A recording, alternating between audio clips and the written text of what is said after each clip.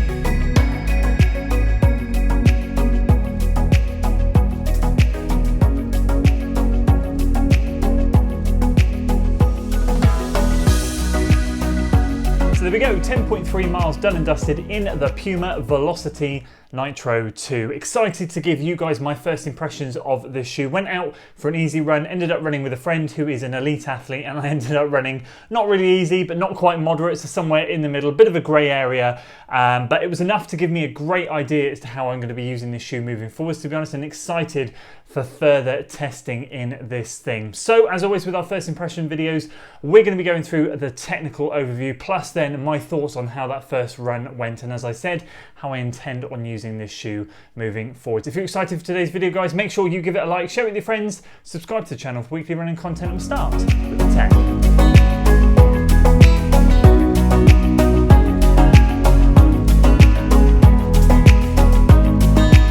Let's start off by saying this is a UK size 13, so for me that's true to size and it fits absolutely perfectly. In terms of stack height, we have 33.5 millimeters in the heel, 23.5 in the forefoot, meaning we have a 10 millimeter heel to toe drop. And in my UK size 13, we're talking about 11.9 ounces or 337 grams. And as always, we'll work our way from the heel counter area, talk about the ankle collar, the tongue, the lacing, the upper, the midsole, and then we will shift our attention to the outsole. But let's start at the back here. So we have a TPU heel counter in the back here. You can't see it, I'm going to run my fingers along the edge. So it runs from about there, all the way up there, around the top, and then all the way down the other side. Seeing this quite a lot at the moment, and this seems to be to give the shoe a little bit of stability, which for me in a daily trainer, I actually prefer. I'm going to get onto that very shortly in my first impressions, but that shores things up around the heel. We've got a good mix of padding at the back here, not too thick, not too thin. I'm going to give you a comparison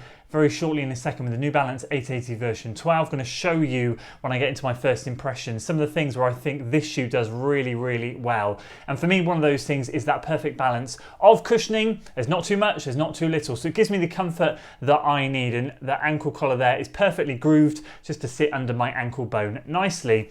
Again, as I've seen in previous Puma shoes, the tongue is slightly offset with a cut out here, which just sits on top of the ankle nicely. This first bit is paper thin, but you go a centimetre down and you've got some good padding which protects the top of your foot from when you cinch those laces down. Good comfort all around in this back section here. In terms of the lacing, very bog standard, nothing fancy going on here. Good lacing system. I managed to get a really good lockdown. Found that on that first run, didn't feel the need to retighten at all anywhere along the line. Just as always with the first pair of shoes, or first run in a new pair of shoes, cinching down from the bottom up to get that perfect fit, and it held snug nicely all the way around. So really, really happy with that overall. Engineered mesh upper on this shoe, which goes all the way around. A couple of you guys mentioned the breathability of this shoe. Again, we'll come on to my thoughts shortly. You said just be warned, maybe not a particularly good summer running shoe. What I'm going to say to that straight away is I can understand where you're coming from. It is quite a thick engineered mesh upper. I didn't have too much issue in that regard, but I can see that it's quite a thick upper, but for me with a wider foot, I did look at this shoe straight out of the box and think it does look on the narrow side, but my foot fitted in there nicely. and it felt comfortable, and the upper molded to the top of my foot nicely. The top here kind of reminds me of a Pegasus profile, quite low to the top of the toes, but it's not an issue.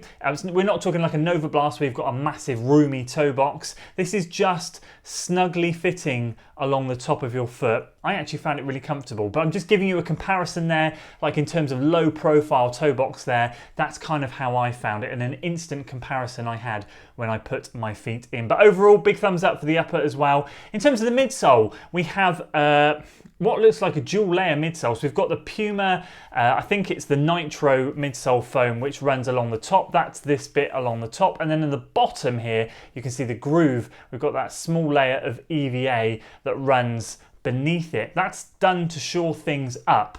And again, I'm going to share my thoughts on that shortly. I think there's pros to that, and I think there's cons to that. We'll come to it very, very shortly. But as I said, the Puma Nitro midsole, really, really squishy, lovely and soft. The EVA, a little bit firmer, as I said, to shore things up. But they've got a good balance there. It seems to work nicely, and I enjoyed mixing it up today. It was kind of like that loop that I did, the 10.3 miles, was kind of like mostly trails, but about 2 or 3 miles in there of concrete as well. So I had a good place to test both terrains out, and overall just did really, really well. And again, with the Puma grip on the outsole, it gripped really, really nicely. As you guys know, I run a lot on buffed out trails, and especially as we move into the summer months, they're very dry. So it's almost really, I use road shoes everywhere around here. But this Puma grip just did really, really well. And I know a lot of you guys run on similar types of terrain to me. I also do run on concrete as well, but I wanted to do the loop that I did yesterday so that I could get a good mix between the two, just to really test out the grip and how I found it. And overall, again, a big thumbs up for the outsole.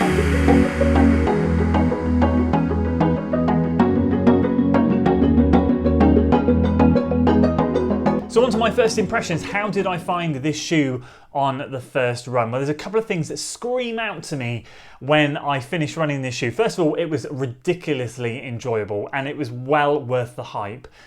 Value for money and lightweight. I mean, this shoe retails at £100 for a new shoe. Let's just, in a world where we're talking about brand new shoes coming up well up and over 120, 130, 140 mark for a lot of shoes, and this is a heck of a lot of shoe right here.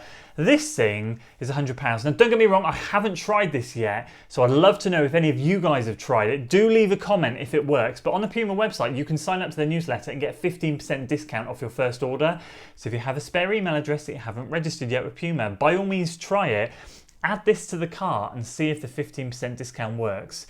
Because if you can get this for £85, then that is mind-blowingly good value for money. I've got to say, a 10 out of 10 for value. So as I said, in a world where prices are skyrocketing, this is a breath of fresh air. And lightweight for a daily trainer, 337 grams, under 12 ounces for me.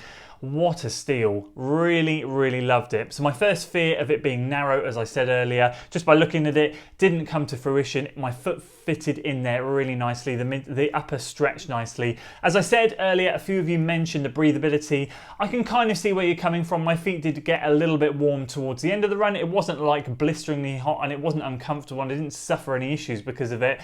But my feet did get warm. So I think that's something to take into consideration. In the height of summer, I'm not 100% sure how you would wear the thinnest of the thinnest socks in this shoe.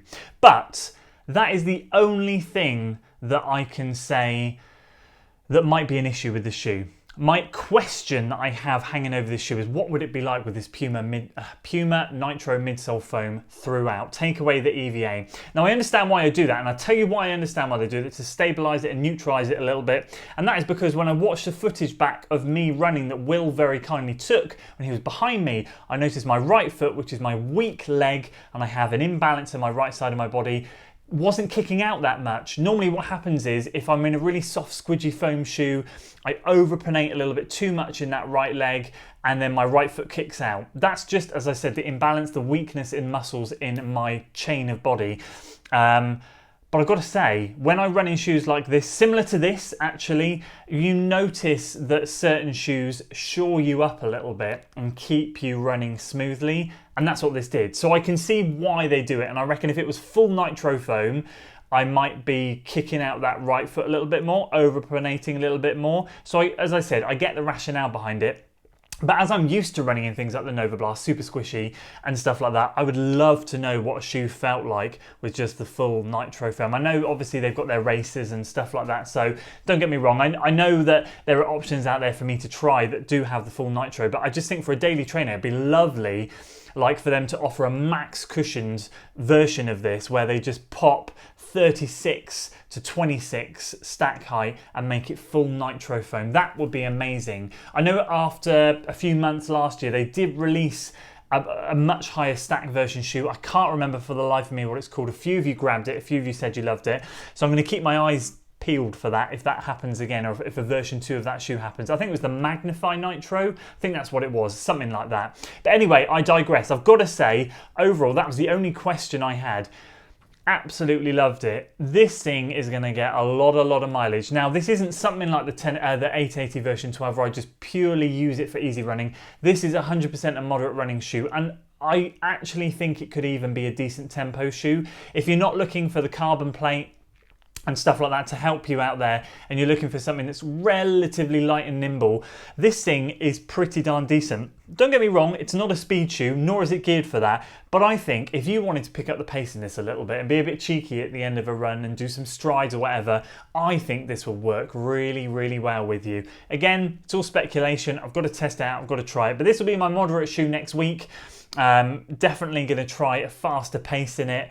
And yeah, really excited to put some more miles in it. So I just want to extend a massive thanks once again to Nick for sending me this shoe for the purpose of reviewing. He is a legend, and I'm so grateful, Nick, because this is going to be a shoe that gets a heck of a lot of mileage. And for all you Puma running fans out there, this is definitely one to try if you haven't already. But I'd love to hear your thoughts, because I know a fair few of you already have this shoe. How many miles have you got in there? How are you finding it? And what types of runs do you use it for? Let me know in the comments below. Let's get that discussion going.